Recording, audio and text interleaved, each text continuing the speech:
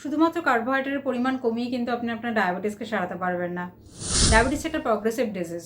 যে মেডিসিন আজকে আপনার ব্লাড গ্লুকোজকে নর্মাল রেঞ্জে ধরে রাখছে, কিছু সময় পর সেই মেডিসিন কিন্তু ব্যর্থ হবে। তখন হয় আপনাকে মেডিসিনের ডোজ বাড়াতে হবে, নয়তো ইনসুলিন নিতে হবে। যদি আপনাকে বলা হয়ে থাকে যে আপনার ডায়াবেটিস কখনোই সারবে না, আপনাকে সারা জীবন ওষুধের উপর নির্ভর করতে হবে, এটা পুরোপুরি ঠিক নয়। হ্যাঁ, কখনোই সারবে না যদি আপনি শুধুমাত্র ওষুধের উপর নির্ভর করে থাকেন, কিন্তু আপনার লাইফস্টাইল পরিবর্তন করে আপনি ডায়াবেটিসকে অবশ্যই সারাতে পারেন, সম্পূর্ণ মুক্তি পেতে পারেন ডায়াবেটিস থেকে। আজকে অনেক মানুষ সাথে ডায়াবেটিসকে রিভার্স করতে সক্ষম হয়েছে তাদের লাইফস্টাইল পরিবর্তন করে। কী সেই লাইফস্টাইল, তাতে কী কী খাওয়া যাবে, কী কী খাওয়া যাবে না, কীভাবে খেতে হবে, এসব নিয়ে আজকে কথা বলবো। ডায়াবেটিস রিভার্সালের প্রথম স্টেপ হলো আপনার প্যানক্রিয়াসের খেয়াল রাখা। দীর্ঘদিন অতিরিক্ত পরিশ্রম করে আপনার প্যানক্রিয়াস এখন ক্লান্ত। কেন আপনার প্যানক্রিয়াসকে অতিরিক্ত পরিশ্রম করতে হয়েছে, তার উত্তর হলো আপনার ইনসুলিন রেজিস্ট্যান্স। দীর্ঘদিনের ইনসুলিন রেজিস্ট্যান্সের পরিণতি হলো ডায়াবেটিস। এই ইনসুলিন রেজিস্ট্যান্স বিষয়টা কী, আর কীভাবেই বা তার থেকে ডায়াবেটিস হয়, কী কী ভুল অভ্যাসের কারণে শরীরে ইনসুলিন রেজিস্ট্যান্স তৈরি হয়, এই সমস্ত কিছু নিয়ে ডিটেলসে একটি ভিডিও অলরেডি চ্যানেলে আপলোড করা হয়েছে, যার লিঙ্ক আপনারা ডেসক্রিপশনে পেয়ে যাবেন।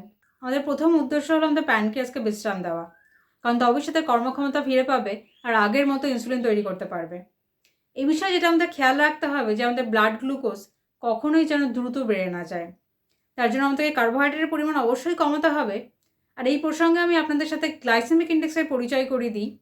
দেখুন, সব কার্বোহাইড্রেট কিন্তু একই রকমভাবে ব্লাড গ্লুকোজকে বাড়ায় না। যে কার্বোহাইড্রেট খেলে ব্লাড গ্লুকোজ যত বেশি বাড়ে, তার গ্লাইসেমিক ইন্ডেক্স তত বেশি। তাই শুধুমাত্র কার্বোহাইড্রেটের পরিমাণ কমালেই চলবে না, আপনাকে এই কার্বোহাইড্রেটের কোয়ালিটির ওপর নজর দিতে হবে। অর্থাৎ কম গ্লাইসেমিক ইন্ডেক্সযুক্ত কমপ্লেক্স কার্বোহাইড্রেট যেমন কিনোয়া, ব্রাউন রাইস, ওটস, এগুলো বেছে নিতে হবে। ফলের ক্ষেত্রেও তাই, কম গ্লাইসেমিক ইন্ডেক্সযুক্ত ফল যেমন আপেল, নাশপাতি, এগুলো খেতে পারেন। এছাড়া যে কোনো কার্বোহাইড্রেটকে যখন আপনি ফাইবার, ফ্যাট আর প্রোটিন সহযোগে খাচ্ছেন, তার গ্লাইসেমিক রেসপন্স কমে যাচ্ছে। ধরুন আপনি সাদা ভাত খাচ্ছেন, এতে ফাইবার নেই, এটাই পার্থক্য এর সাথে ব্রাউন রাইসের। এবার আপনি ভাতের সাথে যখন ফাইবার জাতীয় শাকসবজি খাচ্ছেন, ফ্যাট জাতীয় খাবার খাচ্ছেন, তখন আপনার গ্লুকোজ রক্তে ধীরে ধীরে অ্যাবজর্ব হচ্ছে, ফলে আপনার প্যানক্রিয়াসের উপর কম চাপ পড়ছে। তাই আমাদের সবার উচিত খানিকটা ফাইবার আর ফ্যাট জাতীয় খাবার খাওয়ার পরেই কার্বোহাইড্রেট খাওয়া। এছাড়া কার্বোহাইড্রেটের মধ্যে আপনি রিফাইন্ড কার্বস যেরকম ময়দা বা ময়দার তৈরি জিনিস, নুডলস, বিস্কুট, এগুলো এড়িয়ে চলুন। এটা হলো প্রথম স্টেপ ডায়াবেটিস রিভার্সালের। কিন্তু বুঝতেই পারছেন এটা যথেষ্ট নয়, কারণ ডায়াবেটিসের মূল কারণ ইনসুলিন রেজিস্ট্যান্সকে রিভার্স করতে হবে। আর তার জন্য যেটা আমি সাজেস্ট করব সেটা হলো ইন্টারমিটেন্ট ফাস্টিং। ফাস্টিং অর্থাৎ উপোস, অন্তত 12 ঘন্টার উপোস করতে হবে। জানি অনেক ডায়াবেটিস পেশেন্ট উপোস করার কথা ভাবতেই পারেন না, কারণ ডায়াবেটিসে খুব ঘন ঘন খিদে পায়। আর এর কারণ হলো ইনসুলিন রেজিস্ট্যান্স। আপনার রক্তে গ্লুকোজ যতই বেশি থাকুক, আপনার সেলগুলো সেই গ্লুকোজ ব্যবহার করতে পারে না আপনার ইনসুলিন রেজিস্ট্যান্সের কারণে। আর যেহেতু সেলগুলো পুষ্টি পায় না, সেই কারণেই আপনার খিদে পায়। 12 ঘন্টার উপোস শুনতে কঠিন মনে হলেও ভেবে দেখুন, রাত্রেবেলা ঘুমের সময় আমরা সবাই অন্তত 8 ঘন্টা না খেয়ে থাকি।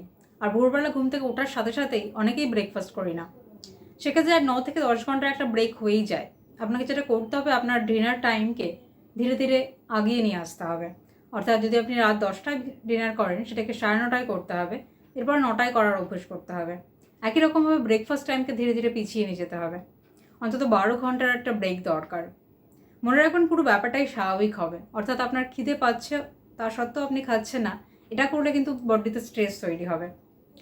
যখন আপনি আপনার কার্বোহাইড্রেটের পরিমাণ কমাবেন, আপনার প্রত্যেকটা মিল যখন ব্যালেন্সড হবে, অর্থাৎ কার্বোহাইড্রেটের সাথে ফ্যাট, ফাইবার এগুলোও থাকবে, তখন দেখবেন আপনার ঘন ঘন খিদে পাওয়াটা কমে গেছে। ইন্টারমিটেন্ট ফাস্টিং আপনার কাছে অনেক বেশি স্বাভাবিক আর সহজ হয়ে উঠেছে। এই ইন্টারমিটেন্ট ফাস্টিং করতে গিয়ে যে সময়টা আপনি না খেয়ে আছেন, সেই সময়টাতে আপনার ইনসুলিন লেভেল লো থাকবে, ফলে আপনার ইনসুলিন রেজিস্ট্যান্স কমবে আর শরীরে ধীরে ধীরে ইনসুলিন সেন্সিটিভিটি তৈরি হবে। আদারওয়াইজ এটা একটা লুপের মতো চলবে। অর্থাৎ ইনসুলিন রেজিস্ট্যান্সের কারণে আপনার ঘন ঘন খেতে পাবে, আর বারবার খাবার খেলে আপনার ইনসুলিন রেজিস্ট্যান্স আবার বাড়বে। আপনি কখনোই লুপ থেকে বেরোতে পারবেন না যদি না ইন্টারমিটেন্ট ফাস্টিং অভ্যেস করেন। তাহলে প্রধান যে দুটো বিষয় আমাদেরকে মাথায় রাখতে হবে, সেটা হলো কার্বোহাইড্রেটকে সবসময় ফাইবার, ফ্যাট আর প্রোটিন সহযোগে খেতে হবে। রিফাইন্ড কার্বসের জায়গায় কমপ্লেক্স কার্বোহাইড্রেট বেছে নিতে হবে। আর দ্বিতীয় হলো ইন্টারমিটেন্ট ফাস্টিং। এই দুটো জিনিস ফলো করলে আপনি 80% রেজাল্ট পেয়ে যাবেন। বাকি 20%-এর জন্য আপনাকে আদার লাইফস্টাইল ফ্যাক্টর যেমন স্লিপ, এক্সারসাইজ, আপনার স্ট্রেস লেভেল, এগুলোর খেয়াল রাখতে হবে। মনে রাখবেন, যতবার আপনি চিন্তা করবেন আপনার ব্লাড গ্লুকোজ লেভেল বাড়বে, আপনার ইনসুলিন সেন্সিটিভিটি কমবে। এটা আপনাদের বডির ইনবিল্ট মেকানিজম। তাই স্ট্রেস ম্যানেজ করা শিখতে হবে। নিয়মিত মেডিটেশন, প্রেয়ার এগুলো অভ্যেস করুন। নিজে সুস্থ থাকুন, অন্যকে সুস্থ থাকার অনুপ্রেরণা দিন।